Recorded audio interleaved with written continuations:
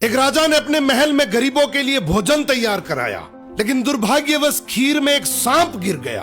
किसी को भी इसका पता नहीं चला और वो खीर गरीबों में परोस दी गई और इसे खाने से सभी गरीबों की मृत्यु हो गई। ये देखकर राजा के होश उड़ गए। उसे लगा कि उस पर गरीबों की हत्या का पाप लग गया। पश्चाताप में वो अपना महल और राज्य छोड़कर जंगलों की ओर निकल पड़ा। उसने सोचा कि शायद तपस्या से उसे इस पाप से मुक्ति मिल सके। चलते चलते वो एक गांव में पहुंचा।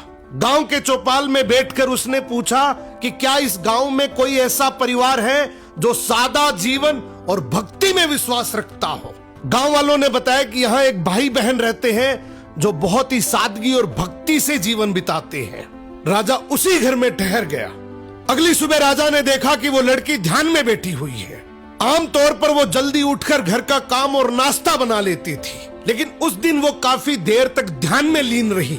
जब वो ध्यान से उठी तो उसके भाई ने कहा, बहन आज तुम देर से उठी हो, घर पर एक मुसाफिर ठहरा है, नाश्ता कराकर उसे जल्दी भेजना था। लड़की ने शांति से कहा, भैया ऊपर धर्मराज के दरबार में एक बहुत उलझा हुआ मामला चल रहा था, उसी पर ध्यान लगा था, इसलिए देर हो गई। भाई ने पूछा, कैसा मामला?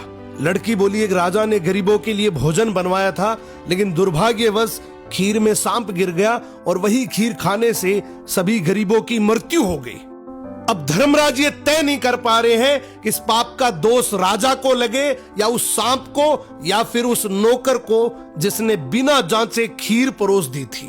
राजा ने प्रार्थना की, क्या मैं एक रात और यहाँ रुक सकता हूँ? भाई बहन ने अनुमति दे दी।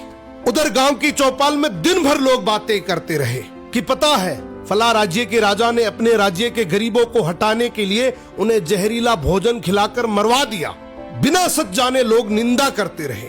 अगली सुबह लड़की फिर ध्यान में बैठी। ध्यान पूरा होते ही वो अपने काम में लग गई। राजा ने उससे पूछा, बेटी अब बताओ गरीबों की मृत्यु का पाप आखिर किसे लगा?